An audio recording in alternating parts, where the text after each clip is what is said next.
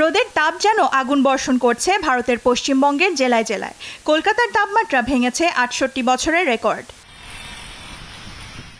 মঙ্গলবার কলকাতা ও পার্শ্ববর্তী এলাকার তাপমাত্রা ৪৭.২ ডিগ্রি সেলসিয়াস রেকর্ড করা হয়, যা স্বাভাবিকের চেয়ে ৭.৪ ডিগ্রি বেশি।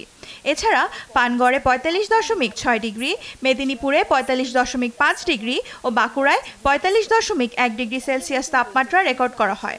এর আগে শেষবার কলকাতার সর্বোচ্চ তাপমাত্রা ৪৩ ডিগ্রির ঘরে পৌঁছেছিল ১৯৬৬ সালে। রাজ্যের বাঁকুড়া, পুরুলিয়া এবং পূর্ব ও পশ্চিম বর্ধমানের কিছু কিছু জায়গায় রেড অ্যালার্ট জারি রয়েছে। বৃহস্পতিবার পর্যন্ত এ জেলাগুলোয় রেড অ্যালার্ট থাকবে। তীব্র তাপপ্রবাহে হিটস্ট্রোকে মঙ্গলবার কলকাতার রাজপথে মৃত্যু হয়েছে এক যুবকের। গরমে সুস্থ থাকতে বাইরের কাজ এড়িয়ে চলার পরামর্শ দিয়েছে আবহাওয়া দপ্তর। অতিরিক্ত তাপপ্রবাহে দক্ষিণ ও দক্ষিণ পূর্ব এশিয়ার আরও কিছু দেশের বাসিন্দাদেরও হাঁসফাঁস অবস্থা। থাইল্যান্ডের ব্যাংককে তাপমাত্রা এরই মধ্যে ৪০ ডিগ্রি সেলসিয়াস ছাড়িয়েছে। গেল মাসে হিটস্ট্রোকে সেখানে ৩০ জনের মৃত্যু হয়েছে।